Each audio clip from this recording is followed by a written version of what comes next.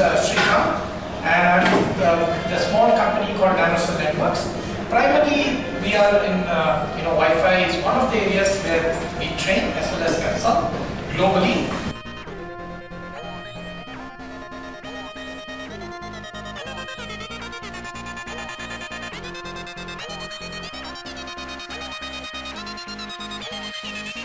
On more than one link at a time. Of course, hardware limitations. For example, the AP is mostly capable of operating on simultaneous bands over the years. That's what we've done on the AP side, even with the inclusion of 6G now. Clients have not been so friendly to that for a long time. They've never had a need. But surreptitiously, clients have been developing multi-radio architectures for a lot of other things, which is doing scanning while they are connected to one AP, doing some other operations like peer-to-peer operations while they are connected to one AP. Like this, they've been doing a lot of things on the side. Okay? So when they have done all those things, many of them already have an ecosystem of multi-radio operation. Okay? So now that can be translated into potentially enhancing or increasing throughputs when you can use more than one link at a time. So it's like 2G plus 5G, which in my opinion doesn't add much. The real, if at all, booster could be a 5G plus 6G, okay? Because those numbers are big enough that you really feel that, okay, a 5G plus 6G now gives me a potential enhancement in peak rates. That could lead to a potential enhancement in peak throughput. That's really where the EHG can fructify. Of course, whether that's what you want is a different question, because already we have enough peak rate numbers on, let alone 6 gigahertz or 5 gigahertz. It's just that always a standard looks to have some new numbers on the table so that people can put them on the boxes and so on and so forth. Okay. So is this only between a classical AP and some kind of a station like a tablet or a phone? No, it can be between AP and AP. I saw your TR398 mesh setup. So I think the mesh is probably the most likely place where this aggregation at least is going to happen in its full potential, right? Those of you who are doing the mesh networks between the access point, practically every home vendor now has to have that solution. So that's where you really find the need for potentially somebody can use the 2G, 5G, 6G, and with especially the 5G plus 6G giving them a big sort of booster in the backhaul rate numbers and ergo the backhaul throughputs. Some places where you still don't have 6 gigahertz available, you could possibly, depending on the hardware capabilities of the chipsets and the radios coming with that, you could have a dual 5 gig, maybe a top end 5 gig, or rather front 5 gig, the latter part of 5 gig. These two could be bonded and possibly with flexibility that when 6 gigahertz finally gets open in that particular geo, that 5 gig could be transformed to a 6 gig. So all these are potential possibilities. Okay, so it's not just between the AP and the classical station. It can also be between AP to AP backhauls. That's one of the other use cases where possibly aggregation can happen in a better way. Okay. Any questions or comments? Everybody's quiet. Connection and security key generations can be done only once or it can be done separately? If you do it separately, you lose the advantage of this MLO. So usually what happens is, the way MLO works is, you identify, of course the clients have to initiate what we call as association process. So the clients can associate on any of those potential links that the AP advertises, and it can ask for association. Let's say I start my association request on 2G, but I notice that the AP supports 5G and 6G. I also support 5G and 6G. While on 2G, I can ask for, hey, associate me also on 5G and 6G. And I can complete all the security steps, let's say on the 2G link, and that security is valid for the 5G and 6G, which means all my key derivation, whether it is .1x plus 4-way handshake, or it is just the 4-way handshake, all that can be completed on one link, and the PTKs derived here are represented there. The sequence number space for a particular QoS category or TID is also the same. So when it comes to traffic scheduling, once you have associated, let's say on more than one link, and this is capable of handling more than one link, on the downlink, the AP can schedule the data. Some data going through here, some data going through here, some data going through here. That's a proprietary source of the scheduler in the AP for the downlink. Similarly for the uplink, this can do it. Okay. So in that sense, you don't want to do housekeeping or management operations on all the links. You want to do them only on one link to avoid all the overhead, but use all the other links either in aggregation mode or in the load balancing steering mode that we just saw. So how is the difference in the 5, like now we are combining the links, right, 2 GHz or 5 or let's say 5 and 6 GHz. Because when you consider the radio, we have only single radios are available in the client. It's a 2 No, not necessarily. So as I said, you will be surprised. So if you take what is that Qualcomm reference client, the number might be available in public domain. The one which goes in the PCI format. That is not a single radio client. That has a full 3 radio simultaneous operation. You meaning Hamilton? Hamilton. There's a part number for that, right? 7 something, QCM or something like that. So that is a full-fledged 3 radio simultaneous. That might not be necessarily something which goes into your phones, but many phones have simultaneous 2 radio operation. Okay, many of them have. In fact, as I told you, even before MLO, they activated this feature for proprietary use cases, like going and scanning while being connected on one radio, or doing peer-to-peer on one radio while doing the BSS connection on another radio. Like this, they've been doing proprietary stuff. So in the case like 2.4 and 5 GHz on one radio and 5 and 6 are dedicated 6 GHz and other radio. See how architecture, I cannot say for 100% this is the only way in which people build phones. I can tell you commercially today, if you take say the Pixel or the iPhone, 2 popular brands or high-end brands, iPhone is able to do 2G plus 5G, 2G plus 6G. It doesn't do 5G/6G or what, there's a mode there, it doesn't do. Pixel is able to do 2G plus 5G, 2G plus 6G, 5G/6G, all of them. Okay. Only thing, today's real life phones have not activated the 5G plus 6G simultaneous feature. And that is not because the underlying chipset is the Qualcomm chipset which can do it, but they have to build the front end for that. And that is a very costly, complex exercise. Just one antenna and then with the dialects that they are communicating the signals. How they build it is all up to them. There are multiple ways of building solutions. Switching from one band to other band, it takes some time, right? This is not necessarily switching from one band. Simultaneous operation of 5G and 6G is technically possible. Only thing, the front end is quite complex. So building it into a phone, there's a cost complexity trade-off with respect to what advantages you can get. Okay. So that's no phone has done that right now, the real life phone. He is referring to our front end here. If you want to combine antennas and switch between. As I said, that's all proprietary. You don't need to, you can have separate antennas, you can share the antennas, that's all up to implementation. So Srikanth, so the real clients, they're preferring only 2G, 5G or 2G plus 5G, 2G plus 6G, no 5G plus 6G, real life phone is there right now. But that's going to give a better bandwidth and everything. Correct, it can give you better numbers, but then the justification for the cost, complexity, etc., many things you mentioned, that is not there. For them, the market does not demanded those numbers. What can you do? 5G is already giving you a gig. What will you do with 2 gig on a phone, on a rate wise? Yeah, that is the question. Probably maybe 2G gives higher range or far range. Possible. 2G plus 5G and 2G plus 6G, the plus doesn't make much of a difference because 2G doesn't add. The only thing is if you can do what we call smooth rate versus range performance. I mentioned that as one of the things. Is that an advantage? We have not seen concrete data on that. 2G to 6G, the path loss is different, right? Yes. So mostly the beacon strength will be more, when NVIDIA scans it, it will see only the 2.4 GHz. Correct. Yes, Correct. But how does it maybe the overload? No, even today you take a phone, even before pre-MLO, and you take an iPhone. An iPhone's preference list is published. iOS data is there. It will first look for a good 6G signal. Doesn't mean that it will put the top signal at the top. It will say 2G is strong, but I prefer 6G first. So there's a list of rules because 2G is always 20 megahertz. 6G can be 80, 160, 320 megahertz. So it prefers the 6G first, then 5G, and then it also looks for 5G 40, 5G 80, all those things. So 2G is given least preference, even though the signal might be strong. If you have a good enough 5G, 6G signal, you will find many devices, the good high throughput devices going towards the 5G, 6G signal. Okay? feel free to ask anything. So I just briefly mentioned that some of these got addressed as a part of our discussion.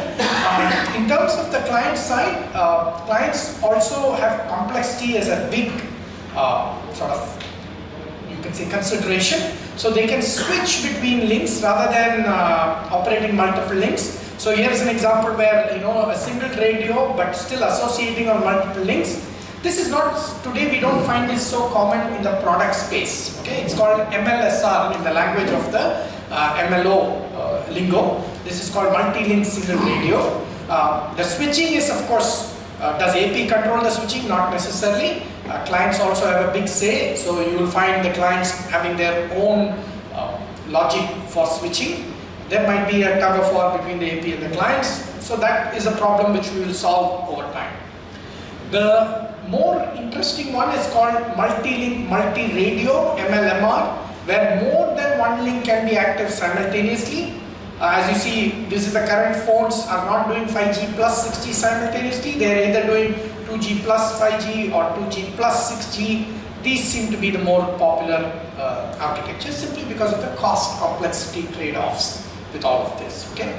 In this there is also STR, so these solutions are called STR MLMR, simultaneous transmit and receive. So which means that on the 5 gig you can be receiving on the client, 2 gig you can be transmitting, so that's what we call as STRX. It doesn't mean on the same link that you're doing transmit and receive. It's on two different links, well separated, so that you can have the filtering happening, especially on the client side. And then, so we had the MLSR. Let's make sure.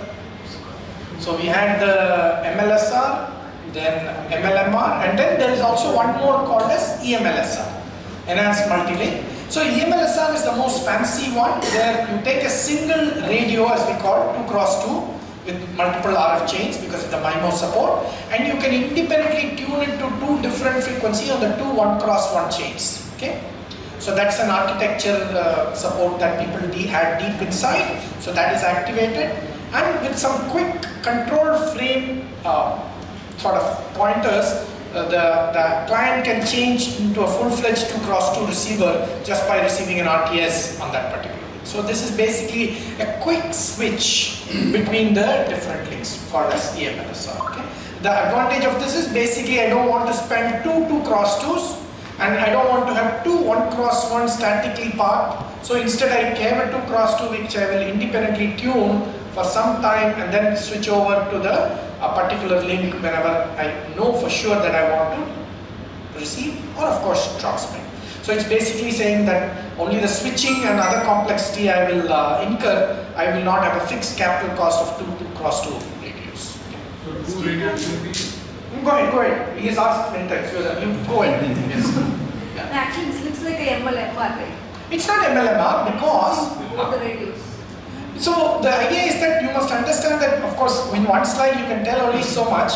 See, remember, an MLMR, a 2x2 MLMR in each link will have effectively two 2x2s. Okay? Here there is one 2x2 split into two 1x1. Only for some very small operations these radios can operate independently, which means, for example, listening to RTS individually, sending CTS individually. These things they can do. But when it comes to full-fledged 2x2 transmission or reception, they can be on only one. Okay? So they are not, see, if you closely look at it, these are the points where it is receiving full-fledged data. This is always on one of those links. Okay? RTS, CTS is the only thing that I can handle on both links simultaneously. But data, remember RTS, CTS are usually legacy rates with 6 Mbps, etc. They are not going to be big. Okay? So those limited processing I can do with the 1x1 radio. But as soon as I want the full-fledged 2x2 capability, it's only on one link at a time. So these dark bands will appear only on one link at a time. It's the fast switching across the links, whichever is available. STR is possible. STR is, when you say STR is possible here, we must understand that here only one link is active at a time. So where is the question of STR? There's no question of STR STR. always denotes MLMR. Almost always, yes. There might be some very special cases because I'll come to that maybe separately if you have time. Yeah. So here the two radios in the sense, two links in the sense like one will be on 2.4 and one will be on 6 simultaneously. No, that you don't have to lock that up. It can be 5 and 6 also. Yeah, any radios. Any link which is well separated, where you can handle. So it can be, for example, let's say I had taken 2 cross 2 and I say one radio on 5 gig, another radio on 6 gig. Okay, and as soon as I get an RTS on 6 gig, I'll shift my 5 gig to 6 gig, so I have a 2 cross 2 receive capability on 6 gig. Then I'll switch back to listening on 5 gig and 6 gig. I got the RTS on 5 gig. I'll make my 6 gig also tuned to 5 gig, and now I have 2 cross 2 on 5 gig. So like that I can switch back. Does all control plane will be on the Lucas one or just very limited? Hardly any control plane. See, most of the control plane majority is RDS, CTS, block ACK. What else might be some few other control? Whether it's all control little frames or that maybe in the... No, EMLSR doesn't require you to handle all control frames. Only limited, like MU, RTS and sending of CTS. That's all. So considering 8 channel, the 8 chains, it is a 2 chain example. Correct. And 8 chain example, can I occupy 8 channels simultaneously? So there is an enhancement to this because we are only starting with this EMLSR. So SR is only one radio with 2 links listening. There is another feature called EMLMR, Enhanced Multi-Link Multi-Radio. Yes, all those are covered in EMLMR. No, he is asking like if 6G is operating 320 kHz and the 4 cross 4 chains. Right. Or 8 cross 8 chains. That's not covered here. That's not covered. That's here. EMLSR covers only 2 cross 2 to 2 1 cross 1. When you want slightly more flexible things, like you take an 8 cross 8 and I want to do 2 4 cross 4s or 4 2 cross 2s, all those are EMLMR technically possible. Nobody is anywhere near a product. Yes, that is still a single radio, right? Why does it call it as? It's a multi-radio because that is a more generic framework where I'm taking a 8 cross 8 and I'm saying, oh, now I want 2 4 cross 4s. Next time I want 4 2 cross 2s. Next time I want 3 cross 3, 3 cross 3, 2 cross 2. Like this I can split. So it's a generically multi-radio. This one is the one which is single radio. Single radio, the structure is taking a multi-radio. Sorry, could you repeat that? No, physically it is a single radio as a hardware. See again, locking up the hardware is not very easy because people will have a lot of implementation ways. It is logically referred to as multi-radio in the EMLMR case. Here it is referred to as single radio in the case. A single radio basically is where it can be tunable to one channel at a time, which is a classical MIMO kind of multi antenna system. So is there any roadmap you can see?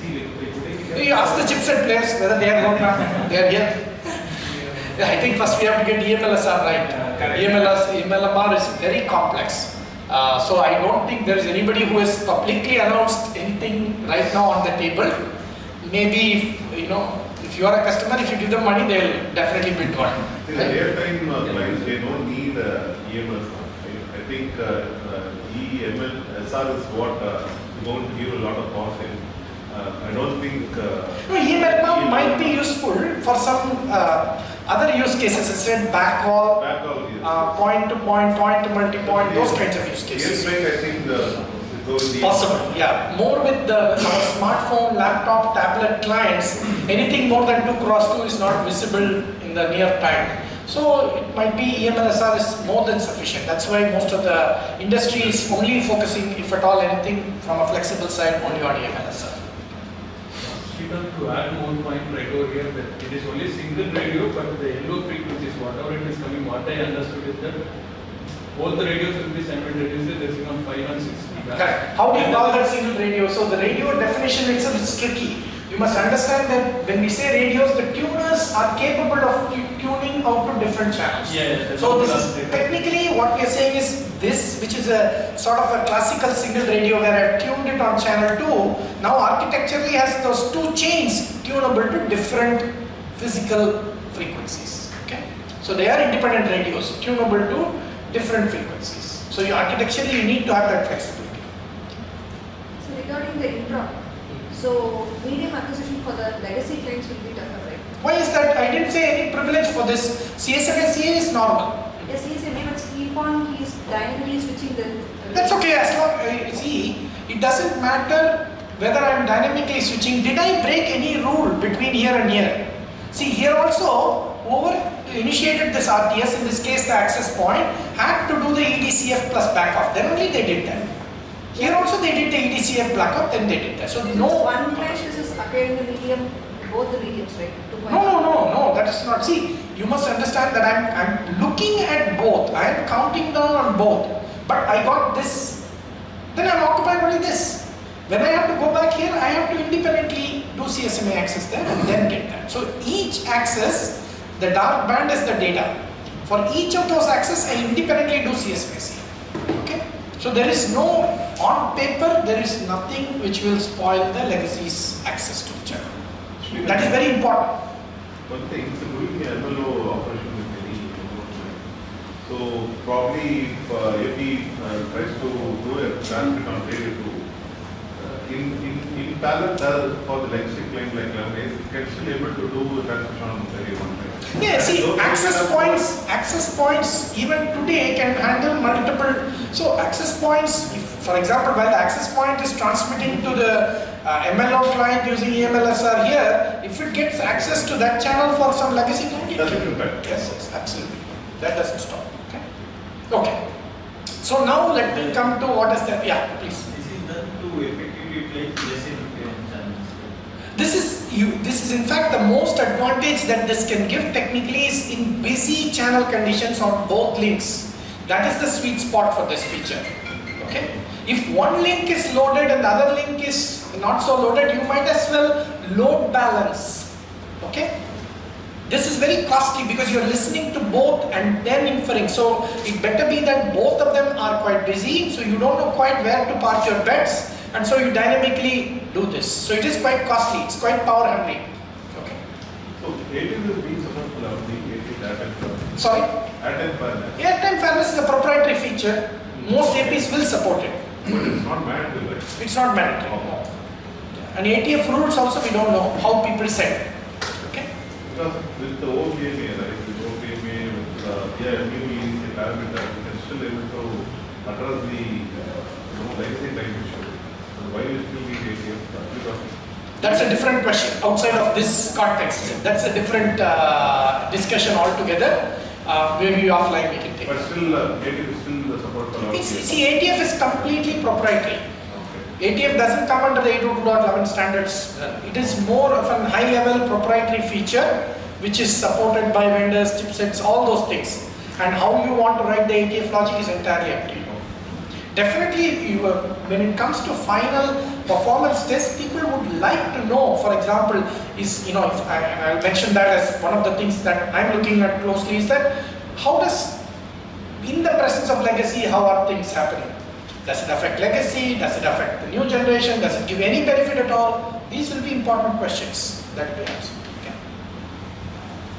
So let's come to real life features. So real life features, of course, dual radio is quite common. So now dual radio with MLO. I think EMLSR support, the AP is common. STR, the AP is fine. Somebody asked, no, is there anything other than STR? There is also an NSTR feature, which is not so prominent in products. Okay. But it's there in the spec, we don't know when it might come to the market. But there are many guys who jumped on to 3 radio. So this is the more likely scenario. Of course, 6 gigahertz is not available like in India or in China. So that's a pain point that we'll have to deal with, right? In my LinkedIn, if you follow me on LinkedIn, I'll often be commenting that at least India we should realize because at least Pakistan has released. That should be the motivation for our politicians, right? So somebody should trigger them and say that, okay, Pakistan will get better broadband than India, then our people will wake up, right? Of course, AP side, STR, MLMR is quite popular. They also support EMLSR for the client side. And of course, this is not something very new from the architecture perspective. Protocol, yes, but architecturally, APs have been doing tri-band 2G, 5G, 6G, and with backhaul, you will find even more fancier products probably out there in the market. Remember, AP side is not just for the clients, it can be for the backhaul in the case of some of the home products, etc. Clients are the interesting side because there are lots of variation. As I briefly mentioned, 2G plus 5G, and I put 5G/6G. This is what we are seeing more. Yes, STR MLMR is there. EMLSR support of 5G/6G is there. Some people might do 2G/5G EMLSR also. You can check all that. 5G plus 6G is not very popular in real life devices like the Pixels and iPhone 16s and things like that. It might be there in some, okay, but not generically very popular in lots of the real life devices, okay. Actually, I have one question. Just 1 minute, I'll finish this and then I'll take that. So initial, and remember that we are in the era where Wi-Fi 7 is high end. So it's not that we are seeing mass market devices as of now, okay. Mass market devices will come a little later. So Wi-Fi 7 today is all about your iPhone 16s, the Pixel 8s and 9s and whatever other Xiaomi and so on and so forth. They are always capable of adding the extra complexity. For example, the debate, for example, Intel, you will find eMLSR is a big feature. I have not seen a single practical reason for eMLSR as of now, so that is something to debate. So the overall story would be that yes, they all want to make sure that they have the right things supported, but remember that we don't know whether MLSR, eMLSR, etc. have their real benefits when they will get it, etc. Because also 6G is still not very crowded. So if you give me a choice between 5G and 6G, 6G will hardly be crowded and I can put a lot of my bets on 6G and scheduling should take care of the data pipe as well. So it's not that today we face a tricky situation with respect to 5G and 6G. When 6G gets crowded, then it might be a different story, but when that will happen is probably a few years down the road. Yes? So for the 5G 6G combination on railways, other than the cost, is that due to interrailway preferences? That is the part of the cost. It's not an unsolvable problem. The filtering is a cost. Complexity, power consumption area, everything together. So for a handset, they have to factor in all that with the commensurate advantage. That is one of the reasons, but that is not rocket science because AP side there is filter. Yes. So it's just that whether to put the filter and whether it's worth it. When I say filter, filter plus everything, because there are all kinds of other things which need to be handled, even the isolation. Yeah. Power consumption is not. Yeah, power consumption will be there because the filter itself will consume power. So multiple things are there. So it's, as I said, the whole isolation is also important because they are also working in very tight area. So isolation of 5G and 6G. In the access point, you have plenty of area. So if you look at the layout for the access point, they would have put the 6G and 5G front ends quite separate. Even the antennas will be quite separate. You know that from the ref designs, right? So for that, this guy doesn't have as much real estate area. So it's a very tight packing. Srikanth, regarding the power save, right? So in case of MLO, your clients always check the medium consistent period. So the power save will have any impact with MLO? Definitely, because no client likes to waste power unnecessarily. So just because you're connected on 2G, 5G, 6G doesn't mean you will carry sense on all of them all the time when you don't have uplink data, right? So what they'll do is take bets. So the specs have also introduced features where you don't need to be on in all the links. What I mean is you don't need to be active on all the links. You can be listening on one of the links. I can alert if I want to schedule data on 5G or 6G. Okay? Yeah, for MLMR and MLSR it will be applicable. For Correct. EMLSR and EMLMR, you can't be in a power save. You have to. Correct. So what they've done specifically for eMLSR is because it is very high complexity, they left it to the client to activate that mode. So I'm capable, when I associate, I'm capable of that. But when I want that particular mode to be active, because the switching is a high power consuming operation. So when I want to do that is decided by the client through some operating mode notification. EML or notification. So you can go back on that. When you need that, switch it on, go back so that when you don't really need it, you can abstain from it. Compared to Wi-Fi 6, but Wi-Fi 7 it needs some additional power. That is a very tricky question to answer because again, it's a loaded question. You have to compare with the right things around, then you can give a correct answer. It's not like blanket statement like that. No. The process technology used for the Wi-Fi 7 would also be much better. So how can you equate a Wi-Fi 6 device with that? Okay. I think TWT also plays. TWT has practically no usage. So you can say TWT or RTWT now, but it is practically no usage. The IoT domain. IoT domain, why would they put Wi-Fi 7? I don't know. Yeah. I have emphasized Wi-Fi 4 is more than sufficient. Anyway, they pushed Wi-Fi 6 for some people, but Wi-Fi 4 is more than sufficient for most of your light bulbs and those kinds of things. Okay, where are we? I said that the initial devices are slightly high-end, SDR, MLMR. When you will find lower cost devices, if somebody asks me, if an IoT maker came and asked me whether I need Wi-Fi 7, I'll take them to a corner and say, no, don't worry, don't do it. They don't have the backward compatibility to support TWT. Only the latest one support that. Yeah, but why TWT, I don't know, Yeah. because it has no practical relevance as of today. Okay, so somebody has to come up with the scheduling on the AP side and the timing, getting ready, etc., etc. Okay, jump one slide. So of course you can look at the conceptual view of MLO. Looks nice, a quiet environment. You can show all the peak numbers, adding multiple links, especially 5G plus 6G. Busy channel, you can look at EMLSR doing very well. You have to be worried that your links can be asymmetric, so scheduling becomes extremely important. Your 5 gig can be 4080, your 6 gig can be 160 320. 5G plus 60 also gets trickier. So in fact, you will find in many initial tests, adding 5G plus 60 or running 60 alone gives better performance. So you have to be careful now. You take it to a customer brand new at 5G plus 60 gives you lower performance than 60. That's because the scheduling is not quite right. So these things need some time to mature and also be tested out properly. Testing, so right advertisement for Candela, right? You can test and tell them whether the scheduling is right or otherwise, right? How this rate adaptation under the Rate adaptation is not affected. It is basically the deep in the file layer. Each link will do its own rate adaptation. That will be according to its own way of seeing that particular link. MLO doesn't have to affect the rate adaptation. However, what we must understand is the total power consumed, especially on the client device, is something that they will be wary about. So when it comes to using multiple links simultaneously, they might want to look at the power that they use, and that could affect the rate adaptation potential. So this rate adaptation under the hardware layer or software? Usually deep within the wireless side, firmware plus hardware.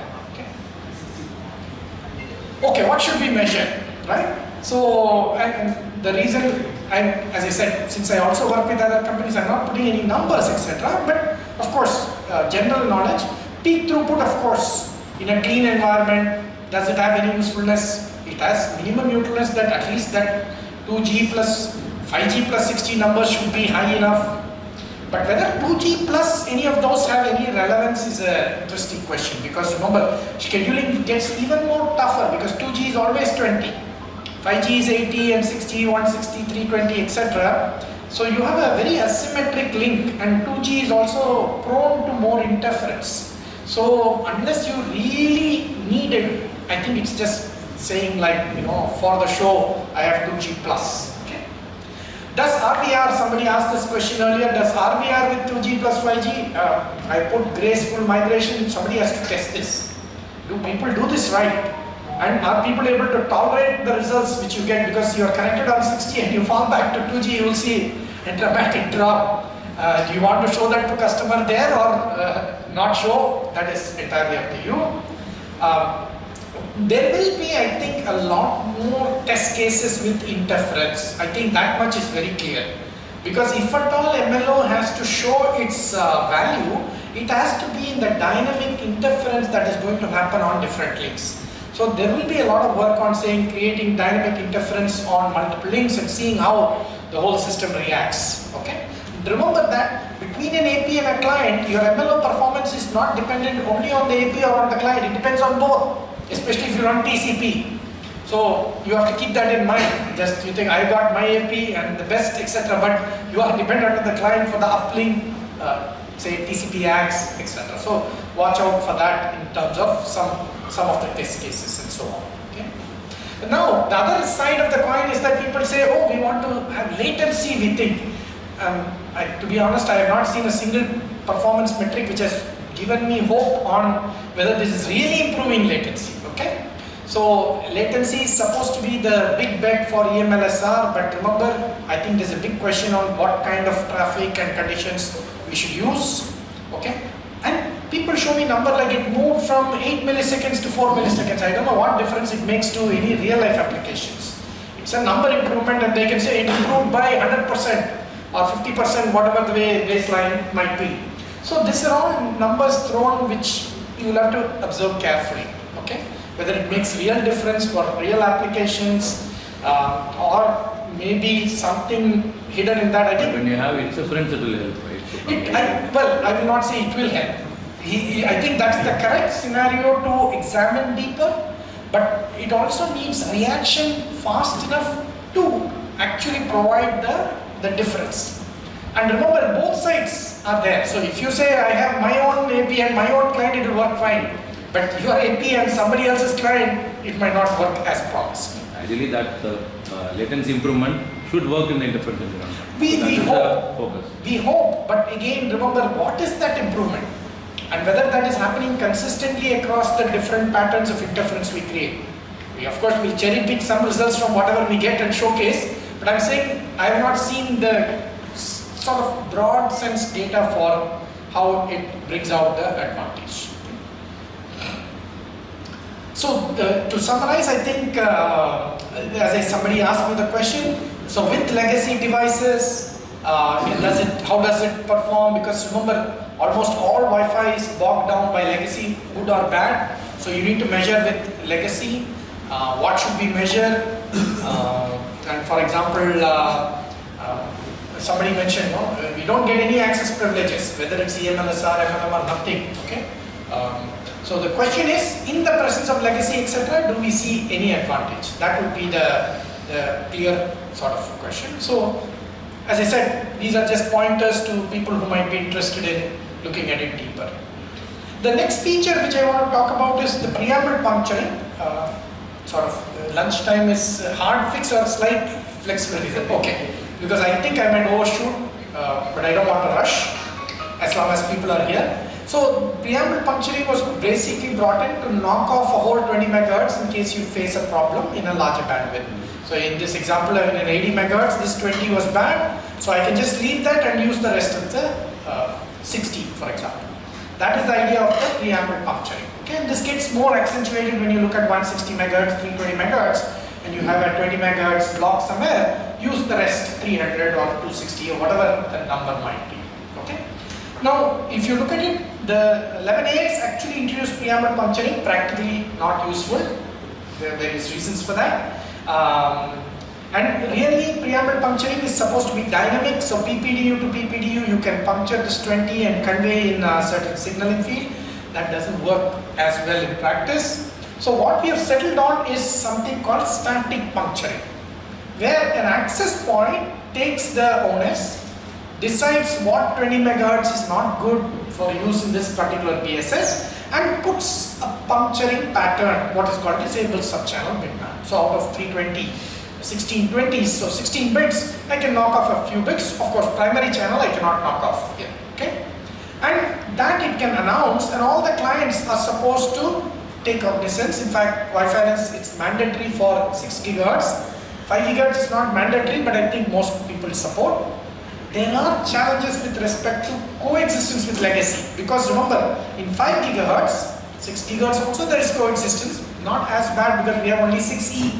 But in 5 gigahertz, a Wi-Fi 7 AP has all the backward stuff.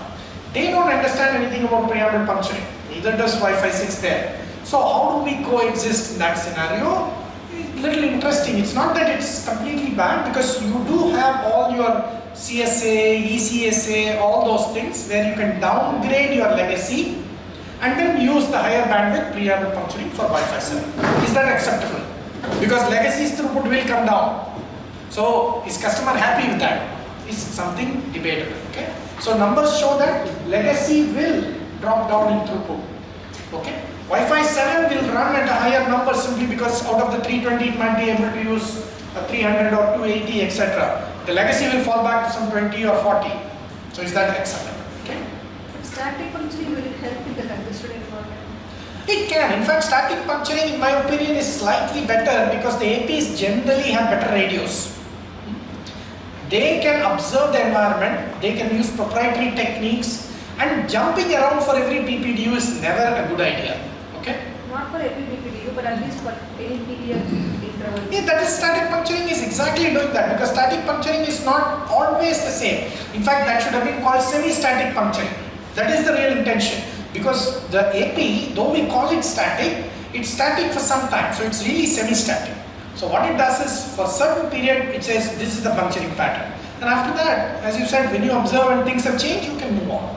These things don't change very dynamically. And we are, as I said, reacting at a per PPDU level is very complex. You can do it if it's an AP to AP backhaul, it's possible. So again, whatever I'm saying with clients is a different story. AP to AP backhaul is a slightly different story. So AP to AP backhaul, you could do dynamic puncturing because these two are better radios, mostly same chipset vendors on the backhaul side. Okay. AP to client is where I would not encourage dynamic puncturing, and I don't think anybody supports that from the client side. Puncturing is supported only on Wi-Fi zone, not Correct. legacy clients. On Legacy. no, not even Wi-Fi 6/6E does not support puncturing. Correct. Though officially in the spec it's there in Wi-Fi 6. Okay. That is 11A spec. So support, right? You have support, but nobody else listens, and I'll tell you, you can look at my video for whatever wrong is there.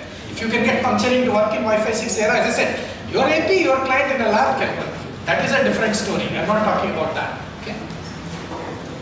So here's the challenge. Of course, Wi-Fi 7, for those of you who might not know, 11B is the standard, EHT is the working group name, Wi-Fi 7 is the alliance branding. Of course, challenge for customers is, should I invest in Wi-Fi 7? Too many features, MLSR, MLMR, should not bother the client with all. When I say real customers, should not hear all this jargon and lingo. That should be only limited to technical people. But unfortunately, you look at the white papers and marketing papers, they are one step further than us. They start using all these MLMR, EMLSR, and all that thing without not necessarily being correct all the time. Okay.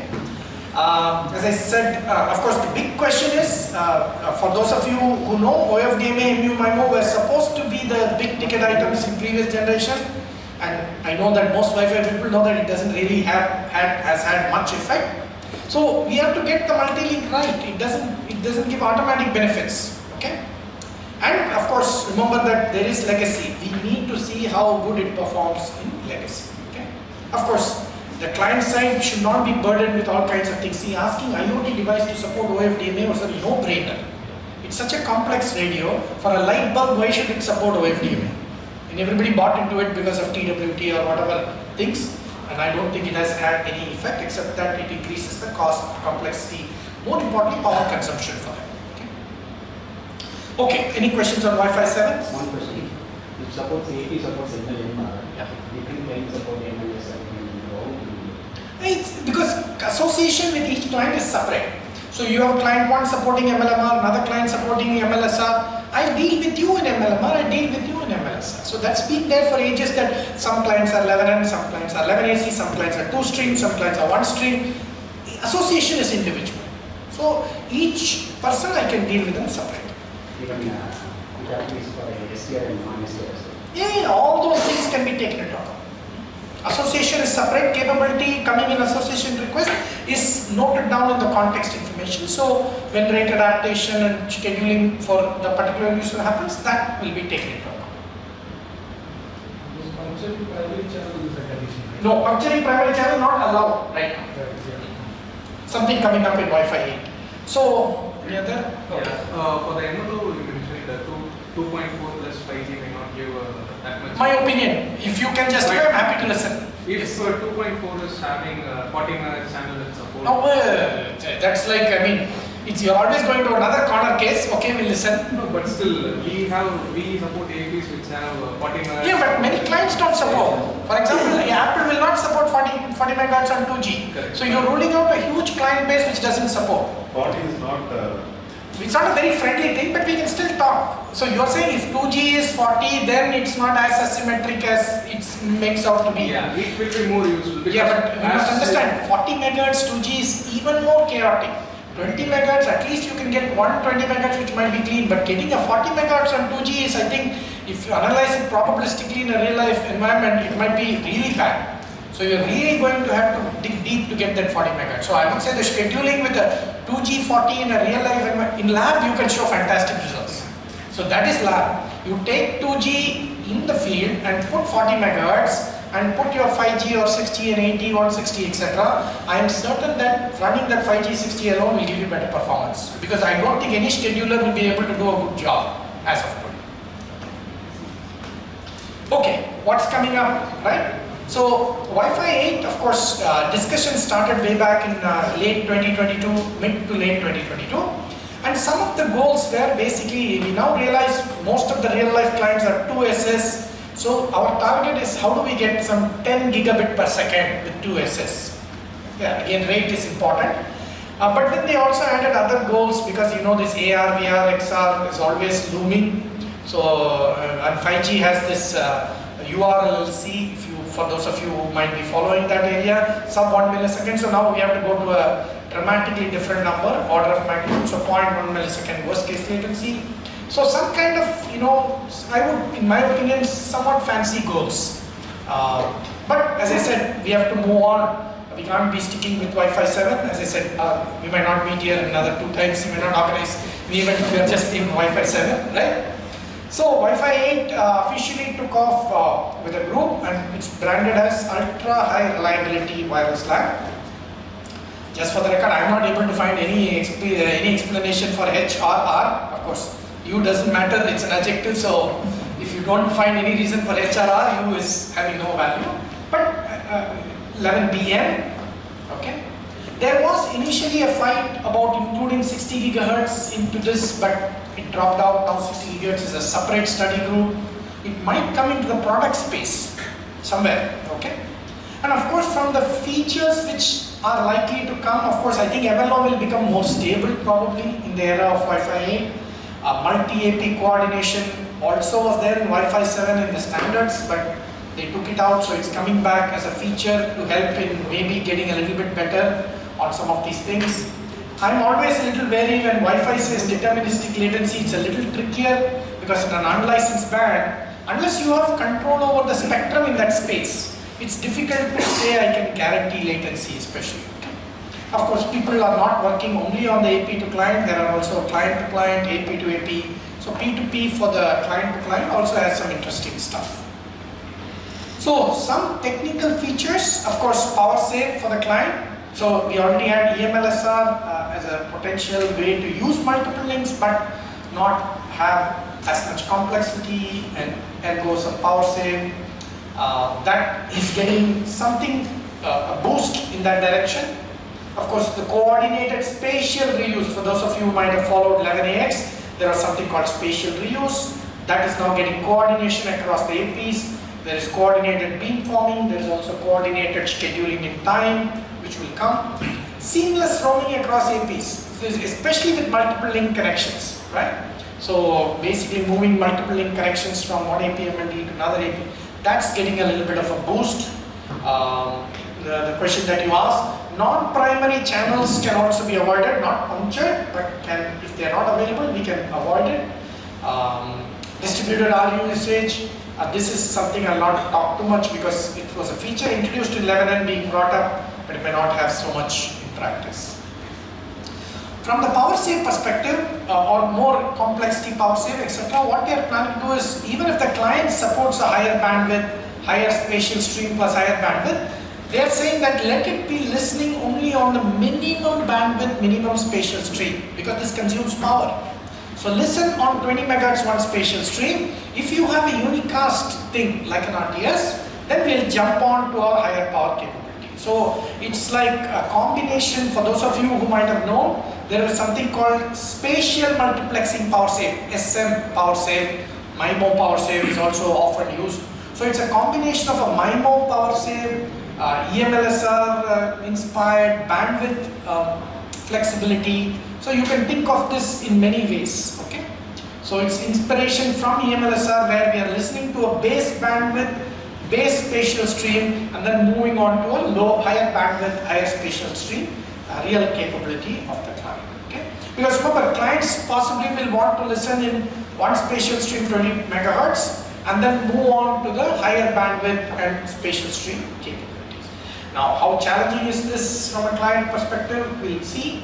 There are also AP side power save coming up, not yet finalized, but it's coming up because there are strict regulations now from various domains, regulatory domains, that power save on the AP side is also going to be important. So watch out for this also coming up, but client power save is getting a boost now up there. also this is on the single link only, right? Dynamically to save, switch to other two So that can be an EMLSR basis. So EMLSR itself, you can upgrade. So this is like a inspired by EMLSR. Even on a single link, I can just be listening on 20 megahertz 1SS. So what I can do is 20 megahertz 1SS on multiple links I can be listening, and then move on to that particular link to the higher bandwidth and higher spaciousness. In AP also similar type of power save feature is there. In APs. See, right now it's not has not been published, but AP side power save is coming up. You have proprietary AP side power save. Correct. That is proprietary, but now standardized power save is also coming. Many APs do that green AP kind of features where they do a lot of interesting things, but those are all proprietary. So now it will come as an interoperable standardized mechanism. A non-primary channel access, because remember sometimes what happens in large bandwidth, even the primary channels get knocked off, you are limited in the scope of what you can do. So now they are saying that non-primary channel access, so you and your primary channel get knocked off, you can use the rest of the bandwidth. Okay? That's the idea of this NPCA. So non-primary channel access. There is also distributed RU, which is a fancy extension to the OFDMA, where basically if you take a 26 tone, 52 tone, 106 tone, small tone sizes, instead of all being bunched up in one place, you can distribute them because the power that you can get can be increased. Because if you are 52 tone, you can see some numbers. The maximum TX power in the LPI domain for 6 gigahertz US kind of range is about 6 dBm. But that's because you've limited it to 4 megahertz. 52 tones is approximately 4 megahertz. If you can split that 52 tones over 20 megahertz, you get a boost. With different RUs. It's not, now the definition of the RU itself is different. That 52 tone RU will be spread over the 20 megahertz. So that's what they call as DRU, distributed RU. So the other clients cannot use those RUs, right? If I So, distribute. ideally what you would want is, so this is a very dreamy feature, you will want to interleave some other resource, what we call subcarriers or tones. You will create DRU1, you will create DRU2, assign DRU1 for user 1, DRU2 for user 2. So it's very dreamy, but possible. Multi-AP coordination, basically if you take, especially the enterprise, there is a lot of coordination amongst APs because power settings, channel settings, all those things are done typically by sharing information, which is all proprietary, right? Cisco, Arista, they will all do something, maybe a controller or some other level intelligence will take that. So what do we mean by multi-AP coordination? Specifically from the standards perspective, it's aimed more towards the home side, where the coordination has not probably developed as much as in the enterprise side. Right? Even in the home side, you will find a lot of these people doing interesting stuff, but we want to also go deeper, more on the PHY and MAC side. So basically, if we can allocate RUs to different guys after winning a TXO, more importantly, spatial reuse, which was introduced in 11AX, but hasn't found standardized implementation, and beam forming. Okay, so things like these are now potentially coming in. Some of them don't need client support, like coordinated SR. Some of them, like coordinated beamforming, do require client support because client has to send NDP feedback from one AP and another AP so that the beamforming can work from multiple APs while they are engaging in transmissions. Okay. So one AP will single AP will be commander for all other APs. So other APs will be a slave for that. No, so it is not quite. Initially, it started like that, but now what they say is, let's say they make it very flexible. Any AP can become a sharing AP. Other APs can become shared AP. There is nothing fixed about it. That is your master, which is connected to your broadband backbone. They need not be the only AP which is the master. All of them are contending. Let's say they are operating on the same channel. One of them wins contention. They can become the sharing AP, and to the other APs they can say, yeah, I'm using it for this much time, you can use it for the rest of the time. Or you can use it in parallel with me. For example, one of the things is spatial reuse. Let's say this is the sharing AP. I win access. But since I know I have another AP, I can tell this other AP, hey, I'm going to be transmitting for the next 2 milliseconds. You can also transmit. Just make sure your power is X below, whatever. And next instant, this guy can win access. and sharing. So it's not like it's a fixed hierarchy. The AP which got access to the medium is a sharing AP. It can share with the other shared APs with which it has this link, and they understand this. SP7 we have like easy mesh map features, right, already. So that's- Easy Mesh is a Wi-Fi Alliance multi-AP specifications. This is more of 802.11 standards. Yeah.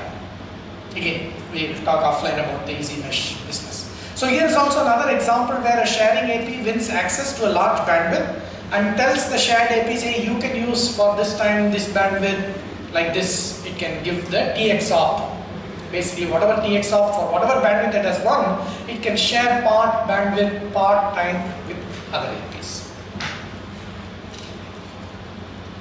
And finally, they are also thinking of the MLO roaming to become smooth, because today if you take MLO roaming, you will often find that a client connected in multiple links with AP1, when it roams to AP2, only one link will roam.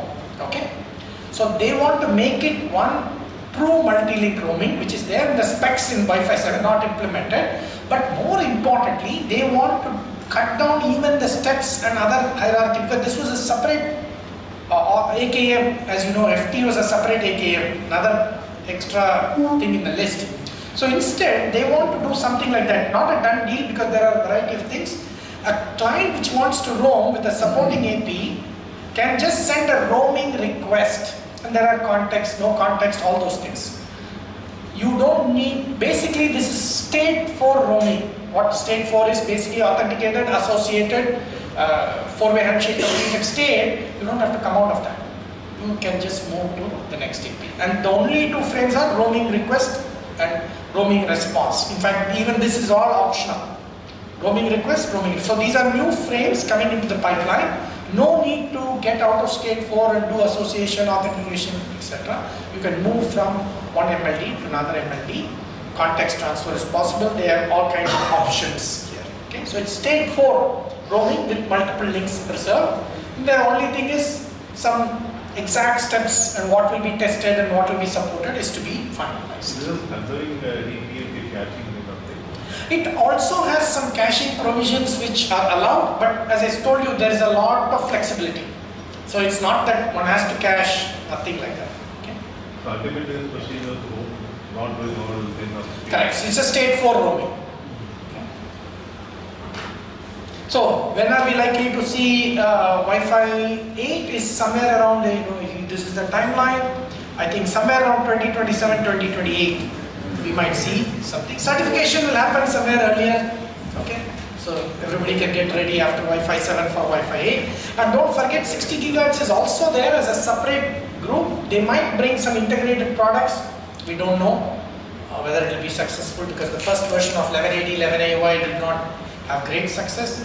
So maybe this way, where they can introduce along with mainstream Wi-Fi, also put it in the MLO framework, may have some success. We'll have to wait and see. Srikanth, there is no feature for increasing the throughput till now, right? If you 60 megahertz, 60 gig is not coming up, so MMA will not come.